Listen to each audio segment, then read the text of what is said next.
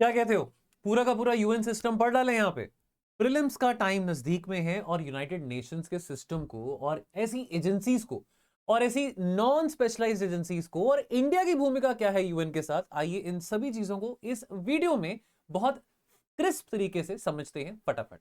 Alright, बाकी दोस्तों आपको ये भी बता दूं कि हमारा रैपिड रिवीजन प्रोग्राम, अब तो चलो पेपर का टाइम बहुत कम रह चुका है, लेकिन फिर भी लास्ट मिनट पे ना इंपॉर्टेंट टॉपिक्स होते हैं, रिवाइज करेंगे, हाई यील्ड टॉपिक्स होते हैं, मार्क्स आएंगे, प्री क्रैक करेंगे, मेंस लिखेंगे। तो इस करके अभी भी बता रहा हूं, लास्ट मिनट रिवीजन पे अगर आप जुड़ना चाहते हैं हमारे किसी भी पेड प्रोग्राम में, जुड़ सकते हैं, बहुत सारे डिस्काउंट्स भी चल रहे हैं। चलिए अब बात करते हैं यूएन सिस्टम एंड स्ट्रक्चर के बारे में। देखो फाउंडेशन, देखो यूएन की स्थापना अक्टूबर 24 1945 को करी गई थी, हम सबको पता है, और 24 अक्टूबर को हम एनुअली यूएन डे मनाते हैं। ऑलराइट, नाउ यूएन से पहले क्या था, लीग ऑफ नेशंस था, जिसका प्रीडिसेसर था, और लीग ऑफ नेशंस का नाम रखा था वुड्रो विल्सन ने। वो और बात है कि अमेरिका का भी लीग ऑफ नेशंस का मेंबर नहीं बना। यूएन की बात करें तो यूएन का नाम भी एक अमेरिकन प्रेसिडेंट रखा। Alright, and therefore Franklin Roosevelt ने नाम रखा यूनाइटेड नेशंस का। एंड यूनाइटेड नेशन बनने से पहले, इससे 2 महीने पहले, यानी कि 24 अक्टूबर को बनाया, उससे 2 महीने पहले एक बहुत बड़ी कॉन्फ्रेंस हुई थी सैन फ्रांसिस्को में।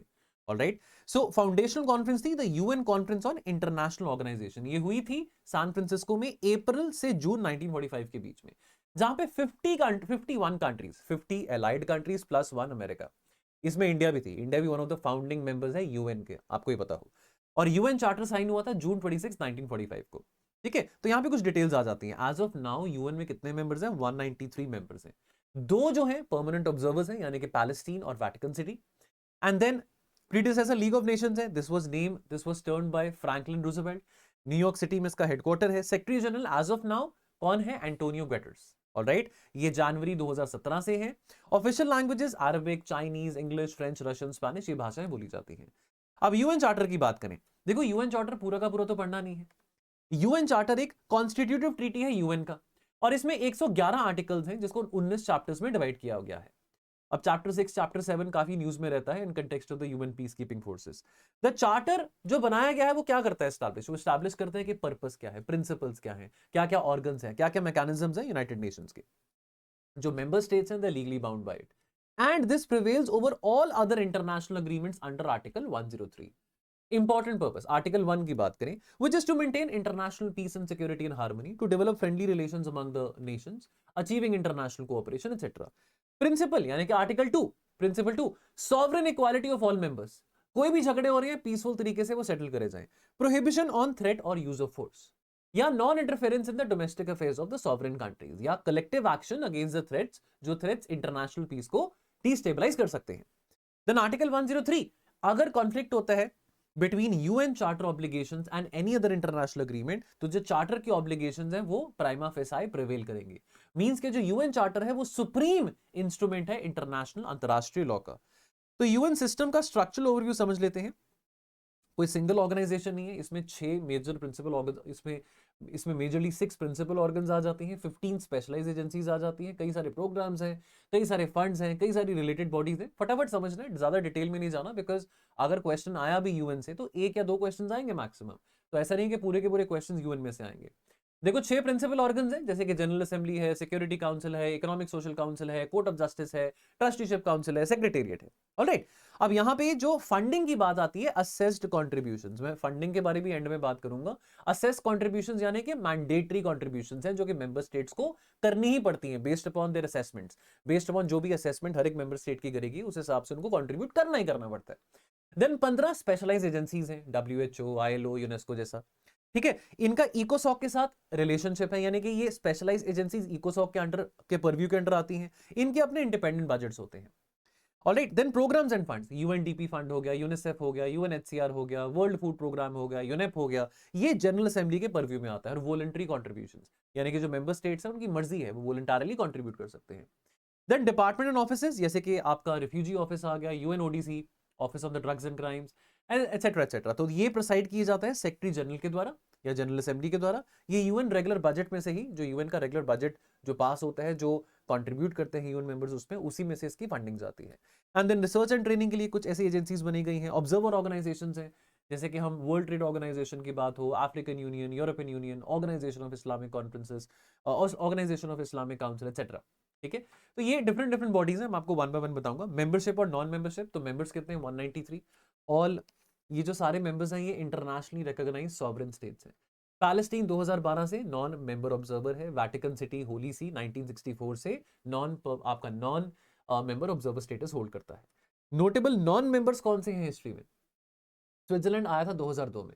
ताइवान एक फाउंडिंग मेंबर था, बिकॉज तब पीपल्स रिपब्लिक ऑफ चाइना नहीं था, तब रिपब्लिक ऑफ चाइना था। लेकिन ताइवान ने अपनी जो सीट थी वो खो दी to the PRC, to the People's Republic of China under resolution 2758।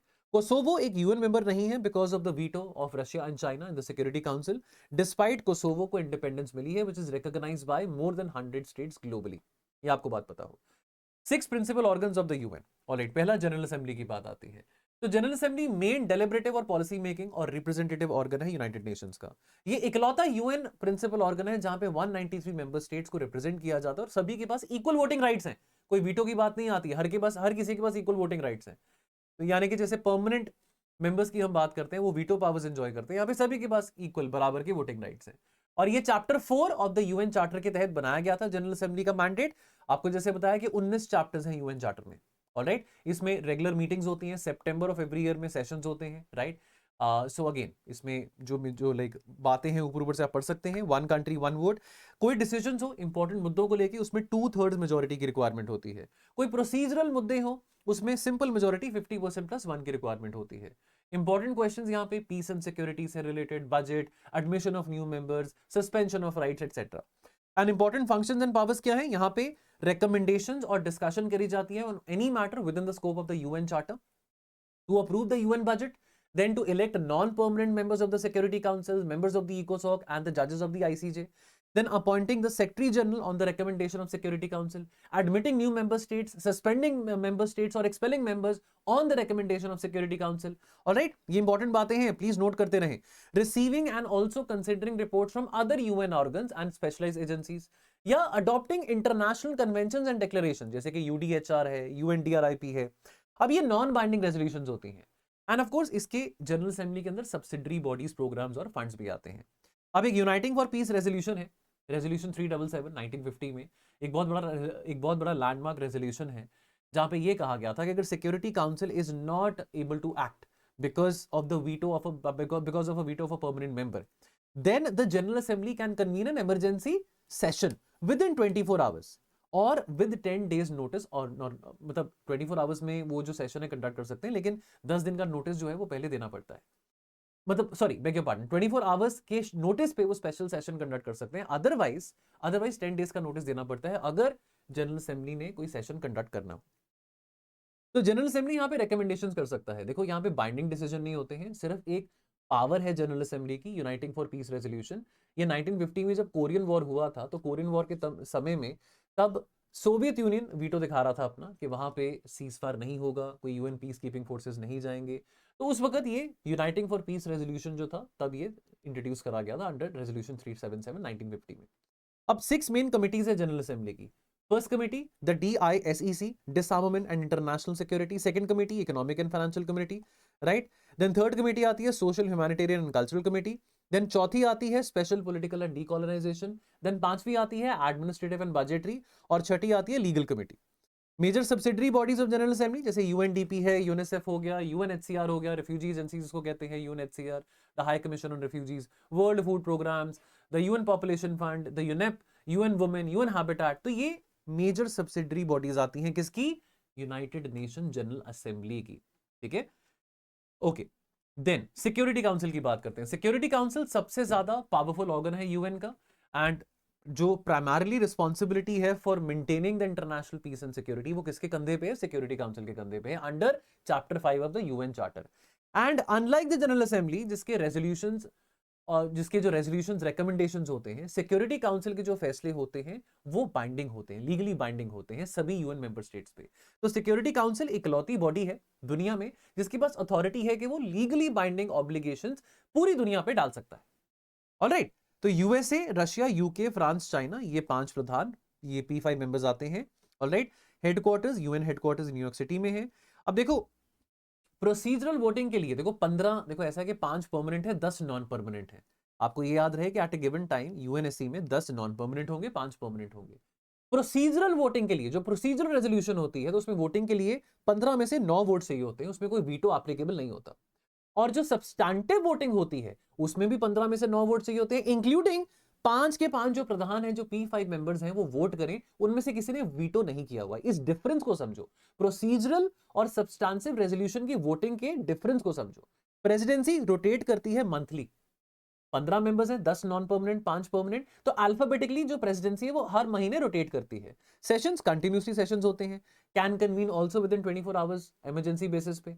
और यूएनएससी रेकमेंड करता है कि कौन सा व्यक्ति है जिसको सेक्रेटरी जनरल अपॉइंट करना है टू द यूएनजीए, और बाद में यूएनजीए उस व्यक्ति के ऊपर वोटिंग करते हैं। वीटो पावर एक प्रिविलेज है जो कि इन 5 कंट्रीज के ऊपर ही है, और इसी कारण इंडिया बार बार कहता है, एक एक सब ग्रुपिंग है द G4, जिसमें जर्मनी, ब्राजील, इंडिया और जापान आते हैं। देन एक और ग्रुपिंग है Ipsa, India, Brazil, south Africa, जो कि डिमांड करते हैं कि यूएनएससी का रिफॉर्म हो। और इस कॉन्टेक्स्ट में एक एजुलविनी कॉन्सेंसस भी था।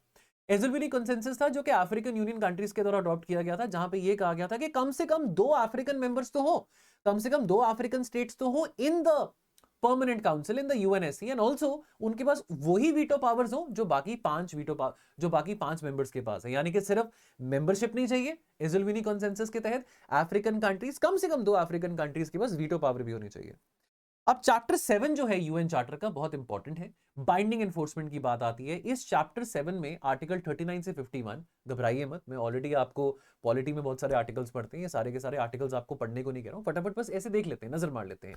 तो आर्टिकल 39 टू 51 सिक्योरिटी काउंसिल को पावर देता है, ये बहुत पावरफुल टूल्स हैं अंतरराष्ट्रीय लॉ में, और ये एक्शंस बाइंडिंग है on all the member states regardless of their consent. 39, article 39 ये डिटरमिन करता है existence of a threat to peace, breach of peace और एक्ट ऑफ एग्रेशन। आर्टिकल 40 ये कॉल करता है for provisional measures, cease fire हो गया, विड्रॉल्स हो गया। आर्टिकल 41 ये इंपोज करता है नॉन मिलिट्री मेजर्स को, economic sanctions, arms embargoes, travel bans etcetera. Article 42 authorise करता है मिलिट्री एक्शन, चाहे वो समुद्र में हो, हवा में हो, लैंड पे हो, right. When article 41 measures are insufficient, तो आर्टिकल 42 क्या करता है, मिलिट्री एक्शन डिमांड करता है। Article 43 member states are committed to make armed forces available to Security Council on demand, already कभी एक्चुअली इंप्लीमेंट नहीं हुआ, इसको कंफ्यूज मत करना यूएन पीस कीपिंग फोर्सेस के प्रोविजन के साथ। और article 51 inherent right of individual, यहां पे कलेक्टिव सेल्फ डिफेंस की बात आती है, until the Security council act. अब सैंक्शंस कमेटी है और काउंटर टेररिज्म बॉडीज हैं, जैसे कि अल कायदा सैंक्शन कमेटी है, काउंटर टेररिज्म कमेटी है, सीटीसी, ऑलराइट। जैसे कि सीटीसी की बात करें, क्वेश्चन भी आया हुआ है यूपीएससी के प्रीलिम्स में, ये नहीं मेंस में आया था क्वेश्चन, बेग पार्डन। ये मॉनिटर करता है और मेंबर स्टेट को सपोर्ट करता है काउंटर टेररिज्म एफर्ट्स के लिए, ऑलराइट। देन उसी तरह से आइसिल सैंक्शंस हो गया, ईरान सैंक्शंस कमेटी हो गया, 2006 में बना था, North Korea sanctions committee, Sudan sanction committee etcetera, alright. Then UNSC reform, India का यही पोजीशन है कि भैया कब तक 5 ही मेंबर्स होंगे यूएनएससी में, एक्सपैंड करो, अफ्रीकन कंट्रीज को मौका दो, साउथ एशिया में से इंडिया को मौका दो, राइट। यूरोप में से जर्मनी को मौका मिलना चाहिए, सिर्फ फ्रांस और यूके ही है। और इनफैक्ट ये पोजीशन हमने जो G20 का मीटिंग 2025 में भी हुआ था, वहां पे भी हमने, हमारे प्राइम मिनिस्टर ने इस पोजीशन को रीआइटरेट किया कि UNSC reform is no longer optional but very very essential. ठीक, आगे बढ़ते हैं, इकोसॉक की बात करते हैं, बहुत इंपॉर्टेंट है। इकोसॉक प्रिंसिपल बॉडी है जो कि इकोनॉमिक, सोशल और बाकी अन्य काम जो यूएन का होता है उसको मैनेज करता है, रिलेट करता है और उसको बैलेंस आउट करता है। तो ये जो मैनेजरियल काम है, जो सारा का सारा काम धाम है, वो इकोसॉक के थ्रू होता है। जो स्पेशलाइज्ड एजेंसीज हैं यूएन की, वो इकोसॉक के एम्बिट में, परव्यू में काम करते हैं। Chapter 10 of the UN charter के तहत इकोसॉक बनाया गया था। This serves as the central forum for discussing international economic and social issues and for formulating policy recommendations addressed to member states and the UN system. Now इसमें 54 members होते हैं जो कि यूएनजीए के द्वारा ही इलेक्ट किए जाते हैं 3 साल के टर्म के लिए विद ज्योग्राफिकल रोटेशन। इंडिया भी इकोसॉक का मेंबर है, आपको ये पता हो। वोटिंग सिंपल मेजोरिटी से, 1 member 1 vote. Annual substantive session होता है जुलाई में और ऑर्गेनाइजेशनल सेशन होता है फरवरी में हर साल। एंड देन इसमें 15 एजेंसीज आती हैं जो कि यूएन से लिंक्ड हैं, लेकिन लिंक्ड हैं थ्रू द इकोसॉक रिलेशनशिप एग्रीमेंट। और 5000 से ज्यादा एनजीओस के पास इकोसॉक का कंसल्टेटिव स्टेटस भी है। Important platform, high Level Political forum, ये मेन प्लेटफॉर्म है जो कि सस्टेनेबल डेवलपमेंट गोल्स को भी रिव्यू करता है। तो ये कुछ इंपॉर्टेंट कमीशन आ जाती हैं इकोसॉक के एम्बिट में, right. Commission on the status of women, commission on population development and etcetera etcetera. इकोसॉक के 5 रीजनल कमीशन हैं based upon the area. Africa हो गया, यूरोप हो गया, then you have for Latin America, then you have for Asian Pacific and then you have for Western Asia. Alright. So India अगर member आता है तो वो एशिया पैसिफिक रीजन से आता है। जो हाई लेवल पॉलिटिकल फोरम है, ये मेन यूएन प्लेटफॉर्म है जो कि प्रोग्रेस रिव्यू करता है on the Sustainable Development Goals, और ये एनुअली मिलता है अंडर द परव्यू ऑफ इकोसॉक, और हर 4 साल के बाद at the levels of the heads of the state under the General assembly. तो जो हाई लेवल पॉलिटिकल फोरम है वो रिव्यू करता है voluntary national reviews which is submitted by the member states. India ने ये रिव्यू सबमिट करे थे at the High Level Political Forum demonstrating the implementation of the Sustainable Development Goals. और India और इकोसॉक की बात करें, कॉम्प्रिहेंसिव एंगेजमेंट, इंडिया का रिलेशनशिप इकोसॉक के साथ बहुत डीप है, बहुत मल्टी डायमेंशनल है, स्ट्रेटेजिकली सिग्निफिकेंट है। And as a founding member, as a founding UN member, एक मेजर डेवलपिंग इकोनॉमी है इंडिया, और एक इंडिया एक ऐसी कंट्री है जो कि वॉइस ऑफ ग्लोबल साउथ भी है। तो इंडिया इकोसॉक का इस्तेमाल करता है एज अ प्लेटफॉर्म कि वो अपने डेवलपमेंट प्रायोरिटीज और एस्पिरेशंस को एडवांस कर सके, और साथ के साथ एक पॉलिसी स्पेस भी बना सके which is advocating concerns not only for India but also for the least developing countries and the developing countries as well. तो इंडिया फाउंडिंग मेंबर है, India was part of the इकोसॉक right from the creation 1945। India ने multiple times इकोसॉक की membership में सर्व करा है। Repetitively India elect हुआ है from the Asia Pacific group, alright. तो India is one of the most active and influential members इस एशिया पैसिफिक ग्रुप में। 5 ग्रुपिंग्स हैं इकोसॉक के, one of them is Asia Pacific, आपको जैसे बताया, ऑलराइट। एंड देन इसमें कई सारी सिविल सोसाइटी ऑर्गेनाइजेशंस भी आती हैं, जैसे आपको बताया कि 5000 से ज्यादा एनजीओज हैं जो कि कंसल्टेटिव स्टेटस एंजॉय करते हैं अंडर द एम्बिट ऑफ इकोसॉक। तो हमारे इंपॉर्टेंट पोजीशंस और क्या क्या इंपॉर्टेंट प्रायोरिटीज रही हैं, development finance and the global South, then tech transfer and your intellectual property rights की बात आती है, then voluntarily national reviews of the Sustainable Development Goals की बात आती है, right, commission on the status of women, commission on Population and Development, statistical commissions etcetera. अब जो हम स्पेशलाइज एजेंसी की बात करें, वन बाय वन बात करेंगे आगे जाके, WHO, ILO, UNESCO etcetera etcetera, इसके बारे में बात करेंगे। स्ट्रेटेजिकली हमने कैसे यूज करा है, बिगर पिक्चर को देखें तो ग्लोबल साउथ लीडरशिप, हम इकोसॉक को यूज कर रहे हैं ताकि हम अपने आप को जो कहते हैं कि हम विश्व गुरु हैं, voice of the global south हैं, वो हम डेमोन्स्ट्रेट भी करें through policy at the international level. Then policy defense, because एक multilateral forum है जहां पे हम domestic policies और हमारी क्या domestic policies हैं उसको हम defend भी कर सकते हैं amidst the western pressure, और चाहे वो labor standards की बात हो, pharmaceutical practices की बात हो, intellectual properties की बात हो, food security है, public stock holding programs हैं, जिसका मुद्दा हमेशा WTO पे भी रहता है, and then development resource mobilisation हो गया, क्लाइमेट चेंज से रिलेटेड बातें होगी, तो हम इफेक्टिवली यहाँ पे डेमोन्स्ट्रेट करके बातें भी करते हैं। देन ट्रस्टीशिप काउंसिल की बात आती है, ये चौथा ऑर्गन है। देखो trusteeship council on paper exist करता है, वैसे अभी ये इनएक्टिव है 1994 से। देखो लास्ट, तो बेसिकली ट्रस्टीशिप काउंसिल बनाया गया था under chapter 12 of the UN charter. इसका मकसद क्या था, to supervise the administration of the trust territories, यानी कि former colonies and the former protectorates which were placed under international supervision after the World War 2। इसका मिशन क्या था कि ये जो ट्रस्ट टेरिटरीज हैं इनको political, economic, social, educational advancement हो, जब तक ये सेल्फ गवर्नेंस के टुवर्ड्स नहीं जा सकते हैं। Now, जो 11 original trust territories थी, they have attained self-governance or independence, and the last of these 11 original trust territories was Palau, which attained self-governance and independence in 1994. So, since the 1994, इसका कोई functional role नहीं है trusteeship council का, लेकिन on paper as an organ of the UN system ये exist करता है। And then ICJ की बात आती है, प्रिंसिपल जुडिशियल ऑर्गन है ICJ, one of the main 6 organs of the UN system है, ऑलराइट। इसका ऑफिस न्यूयॉर्क में नहीं है, हेग में है, नेदरलैंड्स में है, ऑलराइट। नाउ इसका जो प्रीडिसेसर था वो क्या था, इसका प्रीडिसेसर था the permanent court of international justice, जो कि लीग ऑफ नेशंस में आता था। इसमें याद रहे 15 जजेस होते हैं, 9 साल का रिन्यूएबल टर्म होता है, 9 साल का रिन्यूएबल टर्म होता है, और मैक्सिमम एक जज एक कंट्री में से हो सकता है, कोई एक कंट्री में से 2 जजेस नहीं हो सकते हैं। Election, this is elected simultaneously by the UNGA and the UNSC, right. Justice Dalveer Bhandari re-elect करे थे 2017 में, उन्होंने यूके के कैंडिडेट को डिफीट किया था, पहली बार वो 2012 में चुने गए थे, देन री इलेक्ट हुए 2017 में, ऑलराइट। अब contentious jurisdiction, this requires the consent of both the parties. Jurisdiction types की बात करें, यानी कि कॉन्टेंशियस डिस्प्यूट बिटवीन 2 और मोर देन 2 मेंबर स्टेट्स, यानी कि कोई एक मेंबर स्टेट आके बोलेगा, आईसीजे को कंप्लेंट करेगा कि भैया इंटरनेशनल लॉ की इंटरप्रिटेशन मुझे समझाएं, या दूसरा कंट्री जिसके खिलाफ मुझे प्रॉब्लम है वो अंतरराष्ट्रीय कानून को उस हिसाब से इंटरप्रेट नहीं कर रहा जिस हिसाब से करना चाहिए, तो आप हमें कुछ सुझाव दीजिए। अब इनके एडवाइजरी ओपिनियंस होते हैं, बाइंडिंग नहीं होते हैं, आपको बताओ, लेकिन मॉरल और लीगल अथॉरिटी इनके फैसले जरूर कैरी करते हैं, ऑलराइट। याद रहे कि आईसीजे सिर्फ उन्हीं केसेस को हेयर कर सकता है जो मेंबर स्टेट्स के बीच में है, इंडिविजुअल्स कोई केस लेके आईसीजे के पास नहीं जा सकते हैं। जुरिस्डिक्शन रिक्वायर्स करता है consent of both the parties via treaties, optional clause declarations etcetera, alright. And then advisory opinions, UNGA, UNSC और बाकी जो ऑथराइज्ड यूएन बॉडीज हैं वो रिक्वेस्ट कर सकते हैं एडवाइजरी ओपिनियंस को ऑन लीगल क्वेश्चंस, लेकिन वो बाइंडिंग नहीं होते हैं, लेकिन सिग्निफिकेंट वजन जरूर कैरी करते हैं। ऑल राइट, देन सेक्रेटेरिएट की बात करें तो सेक्रेटेरिएट मेन जो एडमिनिस्ट्रेटिव बैकबोन है यूएन का, जो डे टू डे काम है वो मैनेज करता है, which is headed by the secretary General who is like the CEO of the UN. Day to day work यहाँ पे कैरी आउट होता है, बहुत सारा स्टाफ है इसमें, जो वर्ल्ड वाइड स्टाफ है वो डिप्लॉय किया जाता है। ऑलराइट, नाउ सेक्रेटरी जनरल की appointment that is recommended by the UNSC subject to the P5 veto. तो पांचों का कंसेंसस होना बहुत जरूरी है और उसके बाद वो अपॉइंट यूएनजीए के द्वारा किया जाता है, वोटिंग होती है, 5 साल का रिन्यूएबल टर्म होता है।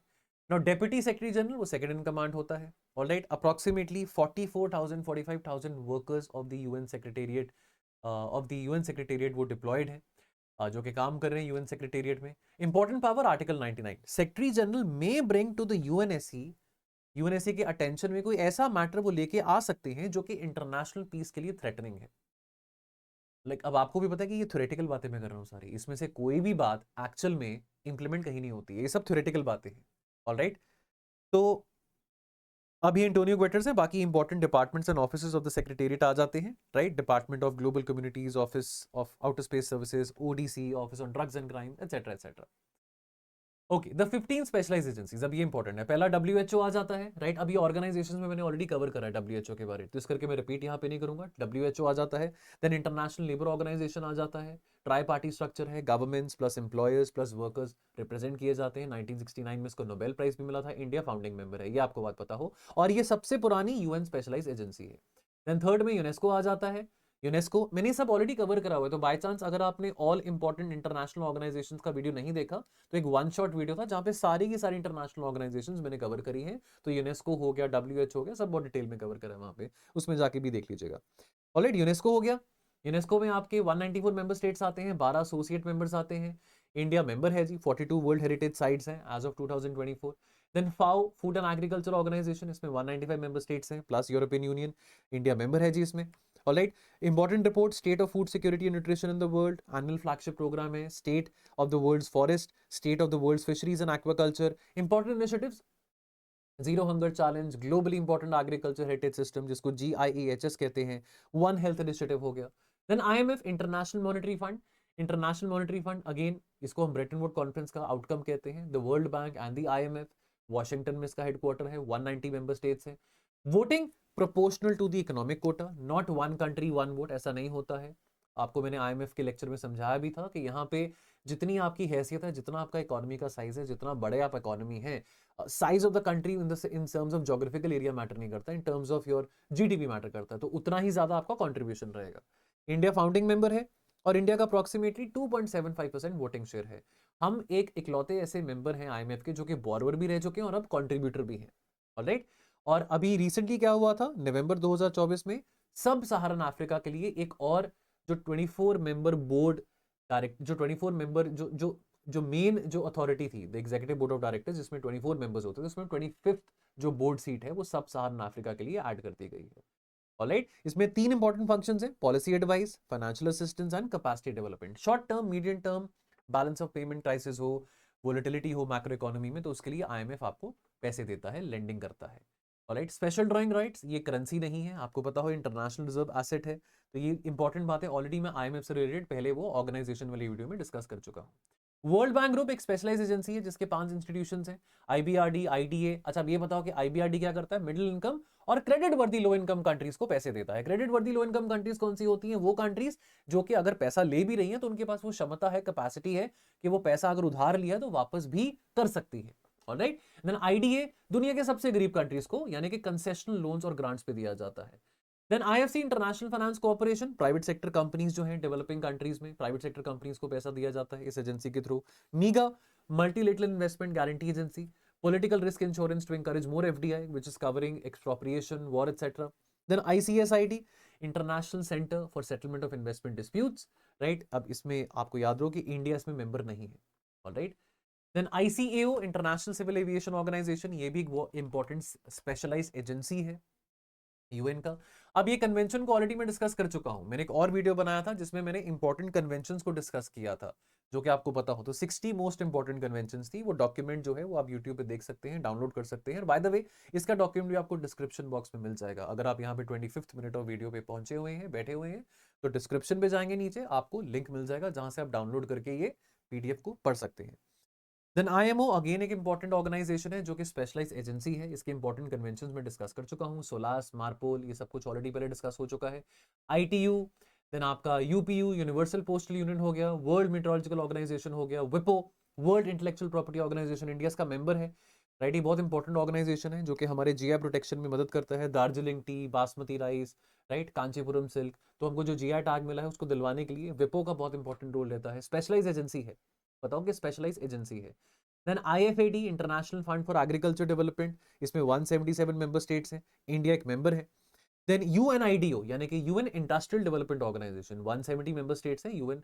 अब आपको ना ये सारे के सारे ऐसे नहीं याद करने कि कब इसका फाउंडेड कब था, इसमें कितने मेंबर्स हैं, बस पता हो कि ये एक स्पेशलाइज एजेंसी है। तो ये 15 स्पेशलाइज एजेंसीज के बारे में आपको पता हो। देन यूएन टूरिज्म अगेन एक स्पेशलाइज एजेंसी है, ठीक है। Then IAEA, international atomic energy agency, ये एक स्पेशलाइज्ड एजेंसी नहीं है, लेकिन एक यूनिक पोजीशन यूएन सिस्टम में ऑक्यूपाई करती है। ये ऑटोनोमस है, लेकिन ये रिपोर्ट करती है दोनों यूएनजीए को भी और यूएन सिक्योरिटी काउंसिल को भी। देखो, जो स्पेशलाइज एजेंसीज है ना, वो रिपोर्ट करते हैं सिर्फ इकोसॉक को, आपको ये पता हो। जो स्पेशलाइज एजेंसीज हैं वो जनरल असेंबली और सिक्योरिटी काउंसिल को रिपोर्ट नहीं करते हैं। लेकिन जो एटॉमिक एनर्जी एजेंसी है वो डुअल रिपोर्टिंग है। तो डुअल रिपोर्टिंग रिफ्लेक्ट करता है उसका unique mandate covering both civilian nuclear applications and nuclear non proliferation as well, ठीक है। इसके बारे में हमने बहुत बात करी है। इंडिया के आपको जैसे पता है कि 22 ऑपरेशनल रिएक्टर्स हैं, 14 रिएक्टर्स हैं जो कि under the IAEA item specific safeguards में हैं, और जो बाकी 8 रिएक्टर्स हैं वो IAEA के सेफगार्ड्स में नहीं है। तो आपको ये भी पता हो कि वही reactors would be under the inspection of the safeguards, item specific safeguards, जिन रिएक्टर्स में इंपोर्टेड यूरेनियम का इस्तेमाल हो रहा है। जहां पे नहीं हो रहा इंपोर्टेड यूरेनियम का इस्तेमाल, तो वहां पे नहीं होगा। ऑलराइट, ठीक है। Okay, then organisations outside the UN but working under the UN aegis, जैसे कि WTO हो गया। Alright, this is working, this is outside, this is outside the UN but this is working under the UN aegis. Alright, कुछ ऐसी organisations हैं जैसे कि CTBTO की बात करें। अब ये ऑर्गेनाइजेशन के बारे में डिस्कस किया हुआ है मैंने। अगेन 3 वीडियोस आपने देखने हैं, एक तो ये video UN and its organisation, then एक कन्वेंशंस का वीडियो है, और देन एक ऑर्गेनाइजेशंस का वीडियो है, ऑल इंटरनेशनल ऑर्गेनाइजेशन। तो वहां पे बहुत डिटेल में डिस्कस करा है WTO के बारे, कन्वेंशंस में डिस्कस करा है CTBTO के बारे। ऑलराइट, देन इंपॉर्टेंटली जैसे कि WTO हो गया, WTO इज आउटसाइड, तो ये कोऑपरेट करता है यूएन के साथ through observer status and joint programmes. ये एक यूएन स्पेशलाइज्ड एजेंसी नहीं है। देन अगर हम बात करें CTBTO, comprehensive nuclear test ban treaty, India ने इसको साइन नहीं करा है। ऑलराइट, तो CTBT का मैंडेट क्या था? CTBT का मैंडेट था कि न्यूक्लियर टेस्टिंग भी नहीं करनी है, पीसफुल पर्पसेस के लिए न्यूक्लियर टेस्टिंग भी नहीं करनी है, लेकिन इंडिया ने इसको नहीं साइन किया है, नहीं रैटिफाई किया है। ऑलराइट, और CTBT has not entered into force because जो 44 ऐसे मेंबर कंट्रीज हैं जो कि अनेक्सर 2 ऑफ द CTBT में आते हैं, जब तक वो इसको साइन नहीं करेंगे, रैटिफाई नहीं करेंगे, तब तक this will not come into force. तो इंडिया ने तो सर्टनली नहीं किया, इवन बहुत सारी और भी ऐसी कंट्रीज हैं जिन्होंने नहीं करा है, जो न्यूक्लियर पावर है। OPCW अगेन इंडिया का मेंबर है। Alright, this is not a UN specialised agency. ये वायलेशंस, अगर कहीं केमिकल वेपन कन्वेंशन का वायलेशन हो रहा है तो वो रेफर कर सकते हैं वायलेशंस को UNSC को। इसका एक कोऑपरेटिव अरेंजमेंट है, कोऑपरेटिव अग्रीमेंट है विद द यूएन, बट ये यूएन स्पेशलाइज्ड एजेंसी नहीं है। ICC under the Rome statute operate करता है, लेकिन this is not a UN organ, this is not a UN organ. हाँ, सिक्योरिटी काउंसिल जो है वो केसेस को, सिचुएशंस को ICC को रेफर कर सकता है। India is not a party. India ने कभी साइन नहीं करा रोम स्टैच्यू को। जहां तक मैं अमेरिका, रशिया और इनकी बात करूं ना, इन्होंने साइन जरूर करा था, लेकिन उन्होंने रैटिफाई नहीं किया था। ऑलराइट, इंडिया, चाइना ने साइन भी नहीं किया, अमेरिका और रशिया ने साइन किया था, रैटिफाई नहीं किया। ऑलराइट, तो ICC और ICJ में डिफरेंस है। ICC कोई यूएन स्पेशलाइज्ड ऑर्गन नहीं है। ऑलराइट, कोई यूएन स्पेशलाइज्ड ऑर्गन वो नहीं है, यूएन ऑर्गन नहीं है, बात याद रहे, वो ICJ है। Then seabed authority, international seabed authority, ठीक है। नाउ अंडर ये अगेन ये स्पेशलाइज्ड यूएन एजेंसी नहीं है। देन ITLOS, अब ये सारे UNCLOS से रिलेटेड है। ITLOS हो गया, the tribunal for the law of the sea, international seabed authority, ठीक है। ये सारे के सारे UNCLOS से रिलेटेड है। पीस बिल्डिंग कमीशन हो गया, अगेन ये से रिलेटेड नहीं है, यूएन के उसमें एम्बिट में नहीं आता। देन परमानेंट ऑब्जर्वर स्टेटस, तो ये 2 कंट्रीज हैं जिनके पास परमानेंट ऑब्जर्वर स्टेटस है। और major inter governmental observer organisation जिनका ऑब्जर्वर स्टेटस है, जैसे कि African Union, European Union, OIC, Arab League, ASEAN, Commonwealth, Council of Europe, the International Committee of the Red Cross, the ICPC Interpol जिसको हम कहते हैं, the IOC International Olympic Committee, SCO, right, ये सारे observer organisations हैं to the UN. Alright, SAARC हो गया, LAS the League of Arab States हो गया, पैसिफिक आइलैंड फोरम हो गया, कैरिबियन कम्युनिटी हो गया। Special status entities, international Committee of the Red cross इसका परमानेंट ऑब्जर्वर है, यूनिक एनजीओ स्टेटस है, इकलौता एनजीओ है जिसका परमानेंट ऑब्जर्वर स्टेटस है, तो इंपॉर्टेंट बात है, याद रखना, ये इकलौता एनजीओ है जिसका परमानेंट ऑब्जर्वर स्टेटस है। देन आईएफआरसी, ये भी ऑब्जर्वर है, federation of red cross and red crescent societies, right, ये क्या करता है, ह्यूमैनिटेरियन रिस्पांस को कोऑर्डिनेट करता है। Then international parliamentary union, observer status है, ये ब्रिंग टुगेदर करता है parliamentarians from more than 180 countries. Sovereign military order of Malta, again ये ऑब्जर्वर है, यूनिक एंटिटी है, sovereign subject of international law है without territory. Alright, okay, then ये UN research training and other bodies आ जाती हैं इसमें, यूएन आईटीएआर, यूएन आईडीआईआर, ये सब बॉडीज आ जाती हैं। Again just give it a quick reading, nothing very like rocket science over here. Elections of the UNGA, ये इंपॉर्टेंट है। जनरल असेंबली सर्व करता है as the electoral college for important UN positions. अब ये election जो है they are among the most politically significant events in the UN calendar, ठीक है, बहुत एसेंशियल है यूपीएससी के लिए। अब जैसे कि election of non permanent members of security council की बात करें, जो 10 मेंबर्स हैं, वो जनरल असेंबली के द्वारा इलेक्ट किए जाते हैं 2/3 मेजोरिटी के जरिए of the members present in voting. 2 साल का नॉन रिन्यूएबल टर्म होता है, यानी कि वो ऐसा है कि अगर मान लो कि इंडिया है, इंडिया को नॉन परमानेंट मेंबरशिप मिली यूएनएससी की, तो ऐसा नहीं है कि वो फिर से नहीं बन सकता, इमीडिएटली फिर से नहीं बन सकता, लेकिन बाद में जाके बन सकता है। ऑलराइट, बाद में जाके बन सकता है, 2 साल के गैप के बाद बन सकता है। इंडिया 8 बारी नॉन परमानेंट मेंबर रह चुका है, लेकिन कंसेक्यूटिवली आप एक मेंबर नहीं बन सकते हैं, रिन्यूएबल नहीं है कि कंसेक्यूटिवली साथ के साथ आप यूएनएससी के नॉन परमानेंट मेंबर बन रहे हैं, ठीक है। इलेक्शन ऑफ इकोसॉक मेंबर्स जनरल असेंबली के द्वारा होता है, ऑल 193 मेंबर्स वोट करते हैं, सिंपल मेजॉरिटी 50% + 1, 54 मेंबर्स होते हैं इसमें, 3 साल का टर्म होता है, 1/3 इलेक्ट किए जाते हैं हर साल, 18 सीट्स पर ईयर। अफ्रीका से 14 सीटें हैं, एशिया पैसिफिक में 11 सीटें हैं, India is one of the members from the Asia Pacific thing. ICJ जजेस, यूएनजीए और यूएनएससी साइमल्टेनियसली वोट करते हैं but independently. A candidate has to obtain absolute majority in both the bodies to be elected, ठीक है। 15 जजेस होते हैं, 9 साल का रिन्यूएबल टर्म होता है, कोई भी 2 जज एक कंट्री के नहीं हो सकते हैं। Secretary general, security council recommend करेगा कैंडिडेट को, और ये recommendation is subject to the P5 veto. 5 members को एग्री करना पड़ेगा कि हाँ भैया हम कंसेंसस पे आ गए हैं कि भैया ये मेंबर है जिसको हम आगे जनरल असेंबली को हम प्रपोज करेंगे for the secretary general. Then General Assembly appoint करता है सेक्रेटरी जनरल को on the basis of the UNSC recommendation, ठीक है। Must secure 9 of the 15 votes and no P5 veto, substantive matter आ जाता है वोटिंग इन द यूएनएससी, और simple majority after the UNSC recommendation. 5 साल का रिन्यूएबल टर्म होता है। सेक्रेटरी जनरल कभी भी has never come from a P5 country but by informal understanding, okay. And then बाकी जो जनरल असेंबली इलेक्शंस होते हैं, president of the UNGA, 21 vice presidents of the UNGA, members of the Human Right Council, जजेस of the ITLOS, members of the IA boards of the governors. तो again इसमें जो elections होते हैं, जो processes हैं, वो सारे दिए गए हैं, again not very important. UN budgeting की बात करें, इंपॉर्टेंट है, यहाँ पे यूएन का मल्टीपल डिस्टिंक्ट बजट होते हैं, रेगुलर बजट होता है, पीस कीपिंग बजट होता है, then budgets of specialised agencies होता है जो कि इंडिपेंडेंट होता है। लेट्स अंडरस्टैंड ये कैसे काम करते हैं, right. Now understand regular budget. Regular budget में what it covers, the core UN administrative cost, the secretariat operations, special political missions, ICJ, some programs. Size approximately 3.59 billion for 2 years. Alright, ये approve किया जाता है general Assembly के द्वारा। Alright, voting threshold 2/3 majority required for budget resolution.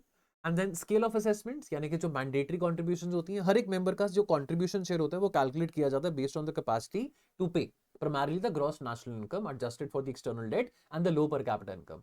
Minimum assessment 0.001%, जो कि बिल्कुल पूरे से गरीब मेंबर्स के लिए अप्लाई किया जाता है। मैक्सिमम असेसमेंट जो होता है सीलिंग 22%, ये मैक्सिमम असेसमेंट जो है असेसमेंट ऑफ द बजट वो यूएसए पे करता है 22%। ऑलराइट, पहले अनलिमिटेड था लेकिन बाद में कैपिंग कर दिया आफ्टर द अमेरिकन प्रेशर। ये 3 साल के बाद जो है साइकिल रिव्यू किया जाता है कि किसका कितना असेसमेंट रहेगा। इंडिया का share approximately less than 1%, 0.83% of the regular budget है। तो ये टॉप कॉन्ट्रीब्यूटर्स आ जाते हैं, राइट। टॉप कॉन्ट्रीब्यूटर्स में सबसे पहले अमेरिका आ जाता है, 22% जो असेस्ड बजट है वो अमेरिका से जाता है towards the UN funding. Then China number 2 पे आता है, इंडिया नंबर 11 पे आता है। ऑलराइट, पीस कीपिंग बजट ये सेपरेट है from the regular budget. Now understand one thing, लगभग $6.5-7 बिलियन का पीस कीपिंग बजट होता है, which is larger than the regular budget. And अगर हम असेसमेंट बेसिस की बात करें तो pretty similar to the regular budget, but P5 members यहाँ पे प्रीमियम पे करते हैं, additional surcharge on top of regular assessment. which reflects the special responsibility of the P5 members towards promoting peace and harmony. P5 के पास veto power है जो कि determine करता है कि when peacekeeping happens, so therefore they pay more. America approximately 26 to 28% of the peacekeeping budget पे करता है. And then troop contributing countries, जैसे कि अगर हम इंडिया की बात करें, पाकिस्तान है, बांग्लादेश है, ट्रूप कॉन्ट्रीब्यूटिंग कंट्रीज, वो उनको रीइंबर्स किया जाता है approximately 1428 per soldier per month, and India earns significant reimbursement. Approved by the General Assembly, requires 2/3 majority as important question. As an important fact, India earns significant peacekeeping reimbursements given the large troop contributions which India is doing to various UN missions for peace. तो ये budget process है, step by step secretary general propose करता है budget को, which is prepared by the secretariat's budget office. Then step 2 में advisory committee आती है on the administrative and budgetary questions. Then fifth committee of the General Assembly जो administrative और budgetary matters को decide करते हैं, तो वो पार्टिसिपेट करते हैं. एंड देन स्टेप 4 में फिफ्थ कमेटी रीच करती है recommendation by consensus where possible. Then step 5 में प्लेनरी जनरल असेंबली अडॉप्ट करता है the budget by the 2/3 majority. And step 6 में member states are assessed, their share and the invoices are sent. अब ये सारे के सारे स्टेप्स आपको याद करने की जरूरत नहीं है, इतना डिटेल में यूपीएससी नहीं पूछेगा. ठीक है, चलिए. Then types of General Assembly resolutions, ordinary resolutions यानी कि standard UNGA resolutions on any matter within the UN scope. This is adopted by simple और 2/3 majority depending on the category. क्या ये बाइंडिंग है? ये नॉन बाइंडिंग है जी. Recommendations only, right. Declarations, Solemn Statements of Principles, the UDHR, the Universal Declaration of Human Rights, 1948, Declaration on Granting Independence to Colonial Territories, Colonial Countries, right? This is again non-binding, but this may become customary international law over time. Decisions, operational decisions on internal UN matters, budget हो गया, election of members to the bodies हो गया, admission of states हो गया, ये binding है within the UN system for those matters. और अगर हम इमरजेंसी स्पेशल सेशंस की बात करें तो ये अडॉप्ट किया जाता है under the uniting for piece procedure, जो आपको यूनाइटिंग फॉर पीस रेजोल्यूशन 377 के बारे में आपको मैंने बताया था, जो 1950 में पहली बार अडॉप्ट हुआ था. ये नॉन बाइंडिंग रिकमेंडेशंस यहाँ पे होती है, बट एक पावरफुल पॉलिटिकल सिग्नल है, पावरफुल टूल है in the hands of General assembly जब एक वीटो डेडलॉक P5 मेंबर्स में आ जाता है. ठीक है. Important voting thresholds at the UNG. Important questions पे 2/3 majority of the members present voting. Other questions पे simple majority यानी कि 50% plus 1. Consensus के लिए कोई formal vote नहीं होता. No objection raised. Right? Then abstentions के लिए abstentions. They do not count. It is not counted as yes or no. This is reducing the denominator for the calculating majorities. Procedural question on what is important. Simple majority decide करता है अगर एक question important है कि नहीं है. P5 cannot veto this meta decision in the UNGA. Alright? अब जैसे इंडिया, अगर हम एब्सटेंशन की बात करें, हम फ्रीक्वेंटली इजराइल पैलेस्टीन का मुद्दा हो, यूक्रेन वॉर का मुद्दा हो, हम एब्सटेन करते हैं. ऑलराइट? अगर हम कंसेंसस की बात करें, वो प्रेफर किया जाता है बजट के लिए या सेंसिटिव मैटर्स के लिए, यानी कि सभी या तो अग्री करें या choose not to block. Right? And then सबसे ज्यादा जो अदर क्वेश्चंस की हम बात करें, ज्यादातर जो प्रोसीजरल और रूटीन मैटर्स होते हैं और जो इंपॉर्टेंट क्वेश्चंस होते हैं वो किससे संबंधित होते हैं? Peace and security, budget, admission or suspension or expulsion of member states from the UN, etc. Okay. तो ये रेजोल्यूशन कैसे ड्राफ्ट किया जाता है, कैसे अडॉप्ट किया जाता है, स्टेप बाय स्टेप यहाँ पे बताया गया. नंबर 1 होता है कि कोई भी मेंबर स्टेट या ग्रुप ऑफ स्टेट ड्राफ्ट करता है रेजोल्यूशन टेक्स्ट को. It can also come from the secretary general और सब्सिडरी ऑर्गन. को sponsorship by many states strengthen करता है रेजोल्यूशन की लेजिटिमेसी को. नंबर 2 पे आता है स्टेप 2 पे referral to committee. Most resolutions they go to one of the 6 main committees जो आपको मैंने स्टार्टिंग में बताया था, based upon whatever subject it is. All right. Step 3 में कमिटी डिबेट होती है, यानी कि जो 6 कमिटीज है, जिस भी कमिटी के पास वो मुद्दा है तो that committee would be debating, member states of that committee would be debating. Step 4 में कमिटी वोट आती है, committee votes on the resolution, simple majority in the committee is usually sufficient. And step 5 में plenary adoption, जो पूरी the full general assembly votes on the committee's recommendation. Important questions requires 2/3 majority. Member state may request a recorded vote, meaning every country will say yes, no or abstain on record. And step 6 में explanation of vote आ जाता है. States may explain their vote before or after, which is a common diplomatic tool to signal, finance, register concerns or distance from specific paragraphs without changing to vote. All right. So again ये type of UNSC resolutions आ जाते हैं. Chapter 6 resolution, Chapter 7 resolutions, एक बार इसको आप पढ़ सकते हैं, table बनाया गया है. Press statements, ये informal UNSC communications होती हैं जहां पे consensus of all 15 members चाहिए. ये non-binding होता है. This is the lowest form of UNSC output, press statements. जो बाकी हैं, जैसे कि फॉर एग्जांपल हम चैप्टर 7 रेजोल्यूशन की बात करें, ये लीगली बाइंडिंग होती है on all the 193 UN members.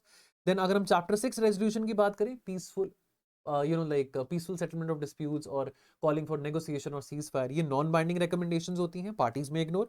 And presidential statements की बात करें, अगेन जो कंसेंसस स्टेटमेंट यूएनएससी प्रेसिडेंट के द्वारा बनाई जाती है वो नॉन बाइंडिंग होती है।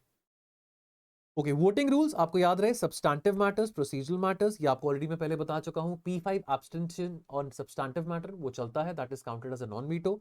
Double veto, P5 can veto the determination of whether a matter is procedural और substantive, which is used very very rarely. क्या ये वीटो एप्लीकेबल होता है? Yes, this allows the P5 to veto the meta question.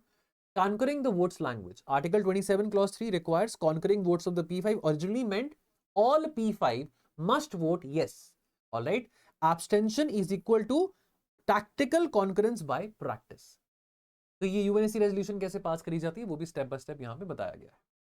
Alright, तो थोड़ा detail में और technicalities में ये चीजों को, डॉक्यूमेंट को मैंने बनाया है, ऑल्दो इतना डॉक्यूमेंट और इतना टेक्निकलिटीज में शायद नहीं आएगा, बट कुछ इंपॉर्टेंट रेजोल्यूशंस है, कुछ इंपॉर्टेंट रेजोल्यूशंस है फॉर यूपीएससी। यहाँ पे जैसे वो रेजोल्यूशंस मैंने मेंशन करी हुई हैं, जैसे कि कोरियन वॉर की बात हो, या हम सोवियत ट्रूप्स विड्रॉल की बात करें इन कंटेक्स्ट ऑफ ईरान, या हम मिडल ईस्ट की बात करें, 6 day war, gulf war, Iraq की बात हो, 9/11 टेररिस्ट अटैक्स हो, तो ये मेजर यूएनएससी रेजोल्यूशंस है। ऑलराइट। ऑलराइट, और वीटो के बारे में आपको बता दूं, 1 P5 member votes know on substantive resolution. तो व्हाट हैपेंस कि रेजोल्यूशन फेल करती है regardless of how many other members voted yes. अगर 14 यस वोट है और एक भी वीटो आ जाता है P5 मेंबर से, मींस कि resolution fail. Then P5 member abstains on substantive resolution, resolution can still pass. आपको ये पता हो, रेजोल्यूशन फिर भी पास करी जा सकती है अगर किसी P5 मेंबर ने एब्सटेन करा है सब्सटैंटिव रेजोल्यूशन पे। ऑलराइट, कैन स्टिल पास अगर 9 टोटल अफर्मेटिव वोट्स अचीव करे जा चुके हैं। एब्सटेंशन एक वीटो नहीं होता है। Alright, veto on procedural question not possible. Procedural questions require only 9 votes and are immune from veto, but P5 can veto the determination कि क्या ये प्रोसीजरल है कि सब्सटैंटिव है। ऑलराइट, तो ये कुछ इंपॉर्टेंट बातें जो आपको याद रखनी है। ऑलराइट, और यूएनएससी रिफॉर्म की बात आती है तो ये बॉडीज आ जाती हैं। G4 हो गया, एजुलबिनी कंसेंसस हो गया, यूनाइटिंग फॉर कंसेंसस जिसको कॉफी क्लब कहते हैं, जिसमें पाकिस्तान, इटली, स्पेन ये कंट्रीज आती हैं। स्मॉल 5 आ गया, L69, ACT ग्रुप। तो ये कुछ ऐसे ग्रुपिंग्स हैं जो कि एडवोकेट करते हैं यूएनएससी रिफॉर्म होना चाहिए। अगेन ये क्विक रेफरेंस टेबल है UN headquarters and important duty stations के बारे में। क्विक रेफरेंस टेबल आप एज अ रिवीजन के तौर पे इसको आप याद रख सकते हैं, रिवाइज कर सकते हैं।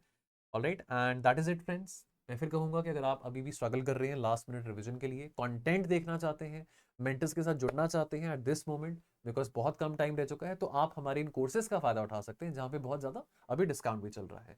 बने रहे स्लीपी क्लासेस के साथ, and I will see you very soon. Thank you so much.